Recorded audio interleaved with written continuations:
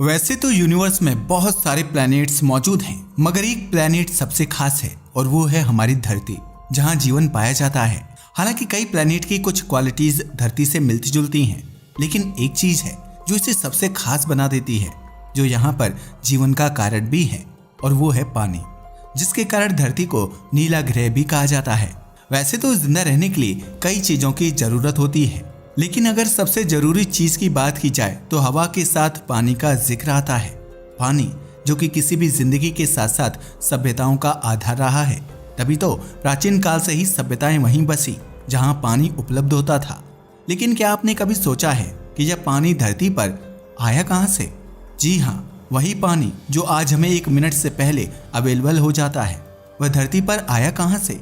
क्या आपको नहीं लगता कि धरती पर पानी आने की ये कहानी जाननी चाहिए? तो चलिए आज हम आपको बताएंगे कि धरती पर पानी आया कहां से, मगर उसके लिए आपको हमारी वीडियो को एंड तक देखना होगा। तो चलिए शुरू करते हैं। अगर वर्तमान की धरती की बात की जाए तो आज हमें यहाँ vast oceans, rivers and lakes देखने को मिलती हैं। यह सभी धरती पर प्रोसेस ऑफ वाटर अराइवल का ही रिजल्ट है। आज लगभग 70% धरती की सतह पर पानी मौजूद है और इस पानी का सबसे बड़ा हिस्सा महासागरों में है। हालांकि वो अलग बात है कि महासागरों में मौजूद पानी नमकीन है, जबकि ताजा पानी का बहुत ही छोटा हिस्सा है जो झीलों, नदियों और ग्लेशियरों के रूप में जमा हुआ है। इसके अलावा धरती के इंटरनल पार्ट्स में भी बड़ी मात्रा में पानी मौजूद है, जिसका इस्तेमाल कंजम्पशन और इरिगेशन के लिए किया जाता है। वैसे पानी का हमारी सभ्यताओं के साथ पुराना कनेक्शन है, तभी तो हमारी सभ्यताओं का विकास भी पानी के आसपास ही हुआ। चाहे फिर वह भारत की सिंधु घाटी की सभ्यता से लेकर मिस्र या मेसोपोटामिया की सभ्यता ही क्यों ना हो, मिस्र को तो नील नदी का वरदान तक कहा जाता था। पानी ने हमेशा ही मानव जीवन में अहम भूमिका निभाई है, तभी तो इसका सिर्फ एक साइंटिफिक सिग्निफिकेंस नहीं है, बल्कि ये हमारी रिलीजियस एंड कल्चरल लाइफ का भी इंटीग्रल पार्ट है। तभी तो भारत जैसे देश में जल को देवता माना जाता है और गंगा नदी को देवी का दर्जा दिया गया है। वैसे अब अगर आपसे पूछा जाए कि धरती पर पानी कहां से आता है, तो आप बारिश का नाम ही लोगे, क्योंकि बारिश से ही धरती को पानी की प्राप्ति होती है। और अगर इस पानी के बनने के प्रोसेस की बात की जाए तो सबको पता है कि एटमॉस्फेयर में फॉर्मेशन ऑफ वाटर होता है। लेकिन स्टार्टिंग में पानी कहां से आया था, यह सवाल इतना जटिल है कि शताब्दियों तक साइंटिस्ट इस मिस्ट्री को सॉल्व ही नहीं कर पाए। हमारी धरती पर पानी कहां से आया, ये एक ऐसा सवाल है जिसने वैज्ञानिकों और शोधकर्ताओं को लंबी समय तक उलझाए रखा है, क्योंकि बहुत टाइम तक तो कोई समझ ही नहीं पाया कि आखिर पानी धरती पर आया कहां से। और पानी धरती पर कहां से आया, ये जवाब केवल साइंटिफिक अप्रोच से ही नहीं, बल्कि इंसानी कल्पनाओं, पौराणिक कथाओं और बिलीफ्स ऑफ सिविलाइजेशन में भी बहुत गहराई से जुड़ा हुआ है। अगर बात की जाए धरती पर पानी के आने की, तो वास्तव में यह बेहद इंटरेस्टिंग और एक्साइटिंग स्टोरी है। यह तो आप जानते ही हैं कि हमारी धरती आज हरी भरी पानी से भरी नजर आती है, लेकिन शुरुआत में ऐसी नहीं थी। दरअसल एक समय पर यह आग का धधकता हुआ गोला हुआ करती थी, जहां पर सभ्यता तो छोड़िए, जीवन होने तक की कोई कल्पना नहीं कर सकता था। असल में आज से लगभग 4.5 अरब साल पहले हमारी धरती का जन्म हुआ था। उस वक्त ये एक बड़ा सा आग का गोला थी। तब ना तो यहाँ पर पानी था और न ही जीवन। हर तरफ केवल ज्वालामुखी विस्फोट होते रहते थे, जिनसे निकलती थी जहरीली जलती हुई गैस। हर तरफ पिघली हुई चट्टानों का साम्राज्य फैला हुआ था, जिसका अंदाजा आप इस बात से भी लगा सकते हो कि किधर भी नजर घुमा लो, हर तरफ सिर्फ आग ही आग थी। अब भला ऐसे वातावरण में जीवन की कोई कैसे कल्पना कर सकता था? तब जीवन तो छोड़ो, पानी तक यहाँ मौजूद नहीं था। मगर किसने सोचा था कि यह धरती एक दिन जीवन से भरपूर और पानी से इस कदर भर जाएगी कि इसे नीला ग्रह कहा जाएगा? तो फिर सोचने वाली बात है, जब धरती आग का गोला थी तो फिर यह इतनी खूबसूरत और ऐसा खूबसूरत प्लेनेट बनी कैसे? आखिर इस पर पानी आया कैसे? बता दें, वैज्ञानिकों का मानना है कि असल में धरती पर पानी के आने की कहानी धरती की उत्पत्ति से जुड़ी हुई है। जब धरती का जन्म हुआ तो हमारा पूरा सौरमंडल एक विशाल गैस और धूल के बादल से बना हुआ था। शुरुआत में धरती बहुत गर्म थी और उसमें पानी महासागर जैसा कुछ भी नहीं था। हालांकि धरती पर पानी के ओरिजिन की कई सारी थ्योरी दी जाती हैं, जिनमें से कुछ बहुत खास हैं। इनमें सबसे पहली थ्योरी है वॉल्केनिक एक्टिविटी की थ्योरी। अगर इस थ्योरी की बात की जाए तो ज्वालामुखीय गतिविधि यानी वॉल्केनिक एक्टिविटी के अकॉर्डिंग धरती के अंदर मौजूद गैसें ज्वालामुखी विस्फोटों के द्वारा वातावरण में छोड़ी गई थीं। उन्हीं से पानी का जन्म हुआ असल में इन ज्वालामुखियों के अंदर बहुत सारी गैसें निकल रही थीं और जब धरती ठंडी हुई तो ये गैस वाटर वेपर में बदल गई और वाटर वेपर ने बादलों का रूप ले लिया, जिनसे भारी बारिश हुई। पानी के रूप में ये बूंदें वापस धरती पर गिरने लगी। ऐसा माना जाता है कि यह बारिश लाखों सालों तक चलती रही, जिससे महासागरों का निर्माण हुआ। वैसे हम आपको बताते चलें कि ज्वालामुखी विस्फोट यहाँ लगातार हो रहे थे, जिससे धुआं और गैस निकल रही थी। अगर इनसे निकलने वाली गैस की बात की जाए तो इनमें मुख्यतः हाइड्रोजन और ऑक्सीजन मौजूद थे। आप तो जानते ही हैं कि पानी बनाने के लिए ये प्रमुख तत्व होते हैं। जब ज्वालामुखी विस्फोट होते थे तो उनके धुएं और गैसों में हाइड्रोजन और ऑक्सीजन मौजूद थे, जिन्होंने आपस में मिलकर पानी की बूंदें बना दी। यही पानी धीरे धीरे वायुमंडल की सतह पर जमा होने लगा और फिर बरस गया। इसी से समुद्र और नदियों की शुरुआत हो गई। धरती की प्रारंभिक जलवायु और महासागरों का उदय इन्हीं से हुआ है, लेकिन इसमें भी करोड़ों साल का समय लगा है। जैसे जैसे धरती का तापमान कम होने लगा, वायुमंडल में जो पानी वाष्प के रूप में मौजूद था वह संगठित होकर बारिश के रूप में धरती पर गिरने लगा। यह बारिश लगातार करोड़ों सालों तक होती रही, जिसकी वजह से हमारी धरती पर जल निकायों का निर्माण शुरू हो गया।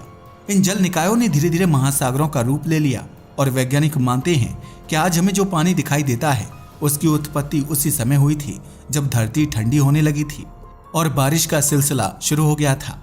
लेकिन इसे सच नहीं माना जा सकता, क्योंकि ये सवाल उठता है कि इतनी बड़ी मात्रा में पानी केवल धरती के अंदर की गैस से कैसे आ सकता है। क्या सिर्फ गैसों से ही इतने बादल बन गए कि लाखों साल तक लगातार बारिश चलती रही? यही वजह है कि इसे परफेक्ट नहीं माना जाता और इसी वजह से दूसरी थ्योरियां भी सामने आती हैं, जैसे धूमकेतु यानी कॉमेट्स की थ्योरी। इस थ्योरी के अनुसार कहा जाता है कि धरती पर पानी बाहरी अंतरिक्ष से आया है। असल में वैज्ञानिकों का कहना है कि धरती के बनने के समय हमारे सौरमंडल में कई कॉमेट्स एंड मीटियोरॉइड्स लगातार टकरा रहे थे, क्योंकि ये वही दौर था जब लगातार प्लैनेट का फॉर्मेशन हो रहा था। अगर बात की जाए कॉमेट की, तो ये धूमकेतु मुख्य रूप से आइस एंड गैस के बने होते हैं। जब ये धरती से टकराए तो उन्होंने अपने बर्फ को पानी में बदल दिया और इसी पानी ने धीरे धीरे धरती पर oceans and other water bodies को बना डाला। हालांकि इस थ्योरी को भी पूरी तरह से सत्य नहीं माना जा सकता। पता है क्यों?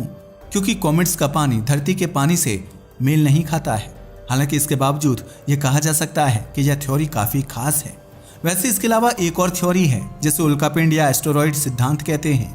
इस सिद्धांत के अनुसार धरती पर पानी उल्कापिंडों की वजह से आया था। वैज्ञानिकों की रिसर्च से पता चला है कि धरती पर पानी कार्बोनाइज्ड मीटियोरॉइड से आया है। असल में कार्बोनिल्स में पानी की मात्रा होती है और हमारे सोलर सिस्टम में ये काफ़ी मात्रा में मौजूद थे। और ये भी माना जाता है कि धरती के बनने के शुरुआती दौर में ये धरती से टकराए थे, जिससे आइस और अदर वाटर पार्टिकल धरती पर पहुंचे और धीरे धीरे हमारी धरती पर जल का आगमन हुआ और इन्हीं से महासागरों और दूसरी वाटर बॉडी का फॉर्मेशन हुआ। वैसे उसे काफ़ी हद तक एक्सेप्ट किया जाता है। एक्चुअल में मीटियोरॉइड वाटर थ्योरीज को साइंटिस्ट से काफ़ी सपोर्ट मिला है। ऐसा इसलिए क्योंकि उल्कापिंडों में जो hydrated minerals and water particle पाए जाते हैं वे धरती के पानी से मेल खाते हैं। यही वजह है कि यह सबसे ज़्यादा माने जाने वाला सिद्धांत बना हुआ है। ये बात बिल्कुल सच है कि पानी के ओरिजिन का सबसे प्रमुख स्रोत स्पेस से आए कॉमेट्स एंड एस्टेरॉयड हो सकते हैं। दरअसल धरती पर जितनी भी चीज़ें पाई जाती हैं उनमें से अधिकांश का स्रोत धूमकेतु और शुद्ध ग्रह ही माने जाते हैं, चाहे वह भारी मेटल हो या अन्य चट्टानें। अगर शुद्ध ग्रह की बात की जाए तो जब हमारी धरती का निर्माण हो रहा था तो उसे आउटर स्पेस से कई बार धूमकेतु की बमबारी का सामना करना पड़ा। अब आप खुद देखिए, एक तो यहाँ ज्वालामुखी विस्फोट हो रहे थे और ऊपर से अंतरिक्ष से बड़े बड़े एस्टेरॉइड्स एंड कॉमेट्स की बारिश हो रही थी। ये मंजर कितना खतरनाक होता होगा। हालांकि ये धूमकेतु और कॉमेट खनिजों के साथ साथ आइस पार्टिकल से भरे हुए थे। जैसे ही ये हमारी धरती से टकराए तो उनकी बर्फ ने धीरे धीरे पिघलकर पानी का रूप ले लिया। दरअसल हम आपको बता ही चुके हैं कि यहाँ पर तो सिर्फ आग थी। जैसे ही आसमान से बर्फ के पार्टिकल लिए ये शुद्ध ग्रह और धूमकेतु आए तो उनमें से ज्यादातर धरती की सतह पर पहुंचने से पहले ही वाष्प बनकर उड़ गए, लेकिन उनमें से कुछ धरती पर आए और पिघलकर पानी बन गए। यह पानी धीरे धीरे धरती की सतह पर जमा होता रहा और इससे धरती पर विशाल महासागरों का निर्माण हो गया। लेकिन क्या वास्तव में यह बात पूरी तरह से सच है? बताते चलें कि वैज्ञानिकों का मानना है कि धूमकेतुओं में भारी मात्रा में बर्फ होती है और जब ये धरती से टकराते हैं तो उनका पानी हमारे वायुमंडल में फैल जाता है। इसके बाद जिसकी वजह से आज की धरती का तापमान लगातार घटने लगा और धीरे धीरे यह पानी महासागरों और झीलों में बदल गया। अब आप सोच रहे होंगे कि यह सारी बातें आखिर किन आधारों पर की जा रही हैं, तो बताते चले कि हम किसी की सुनी बात पर बात नहीं कर रहे, बल्कि साइंटिफिक रिसर्च एंड फाइंडिंग्स ही इनका आधार है। दरअसल धरती पर पानी कहां से आया, इस सवाल का जवाब पाने के लिए वैज्ञानिकों ने बहुत सारे एक्सपेरिमेंट किए थे। असल में इसके लिए स्पेसक्राफ्ट और टेलीस्कोप का इस्तेमाल करके उन्होंने comets, meteoroids and other planets की स्टडी की। इसके साथ ही धरती के खनिजों का भी गहन अध्ययन किया गया। यही नहीं, आज भी बहुत सारी ऐसी रिसर्च चल रही हैं ताकि वैज्ञानिक पता लगा सकें कि धरती के अलावा और किस किस जगह पर पानी है और वहाँ का पानी भी क्या धरती के पानी की तरह है या नहीं। अगर बात की जाए इन साइंटिफिक रिसर्चेस की, तो साइंटिस्ट्स ने आइसोटोप्स ऑफ वाटर की एक डीप स्टडी की थी। दरअसल विज्ञान में आइसोटोप की स्टडी बहुत इंपॉर्टेंट होती है। जब वैज्ञानिकों ने धरती के पानी के आइसोटोप, विशेष रूप से हाइड्रोजन और ड्यूटेरियम की स्टडी की, तो उन्हें पता चला कि धरती पर जो पानी पाया जाता है वह उल्कापिंडों में पाए जाने वाले पानी से मोर इक्वल है। यही वजह कि इस स्टडी ने वैज्ञानिकों को यह मानने पर मजबूर कर दिया कि धरती पर अराइवल ऑफ वाटर उल्कापिंडों की वजह से हुआ। वैसे हम आपको बताते चले कि चंद्रमा, जो कि धरती का ही पार्ट है, वहां पर भी पानी के संकेत मिले हैं। दरअसल चंद्रमा ही नहीं बल्कि मंगल पर भी पानी के संकेत मिले हैं, जो यह दर्शाता है कि पानी पूरे सौरमंडल में मौजूद हो सकता है। इन प्लैनेट पर पानी के निशान मिलने से यह संभावना भी बढ़ गई है कि यह पानी कहीं और से अपनी धरती पर आया है। यही वजह है कि और भी कई थ्योरियां सामने आती हैं। हाल ही में एक इंटरेस्टिंग रिसर्च सामने आई थी जिसमें पता चला कि सोलर विंड का भी धरती के पानी में योगदान हो सकता है। जी हाँ, आपने सही सुना। दरअसल सोलर विंड में हाइड्रोजन पार्टिकल्स होते हैं जो वेरियस प्लैनेट्स एंड अंतरिक्ष में कॉमेट्स से टकराते रहते हैं। जब भी हाइड्रोजन कण धरती से टकराते हैं तो ये ऑक्सीजन के साथ प्रतिक्रिया करके पानी बना सकते हैं। यही वजह कि इस स्टडी से भी सोलर विंड को धरती पर पानी आने का एक खास कारण माना जा रहा है। तो ये तो हुई पानी के धरती पर आने की बात। सोचने वाली बात है कि धरती पर जीवन कैसे आया और कैसे यहाँ पर वाटर बॉडीज बनी। अगर धरती की early life and the rise of the oceans की बात की जाए तो जैसे जैसे धरती का तापमान घटने लगा, वायुमंडल में जो पानी वेपर के रूप में मौजूद था वह संगठित होकर बरसने लगा और फिर उसी से धरती पर जीवन की शुरुआत हुई। क्योंकि जीवन की शुरुआत भी पानी से ही मानी जाती है। ऐसा माना जाता है कि हमारे पूर्वजों ने कभी किसी महासागर या झील की गहराई में ही जन्म लिया होगा, जिसके विकास से हम आज यहाँ तक पहुंचे हैं। ये तो आपको पता ही है कि धरती पर जब पहली बार एक जीव का जन्म हुआ था तो वह समंदर के पानी में ही हुआ था। पानी ने इन जीवों को वह माहौल दिया जिसमें वे विकसित हो सके। ऐसा इसलिए क्योंकि वह दौर बहुत ही कठिनाई का था। धरती पर अलग अलग तरह की गतिविधियां होती रहती थीं, जैसे उल्कापिंडों का धरती पर गिरना, ज्वालामुखी विस्फोट होना। लेकिन पानी ही एक ऐसा आश्रय था जहां सब शांत और नॉर्मल था, जिसके कारण जीवों ने पानी में ही जन्म लिया, न कि जमीन पर। धीरे धीरे यह प्रक्रिया आगे बढ़ी और जीवन का विकास हुआ। छोटे छोटे जीवों से लेकर विशाल डायनासोर तक ने पानी में ही अपना पहला कदम रखा।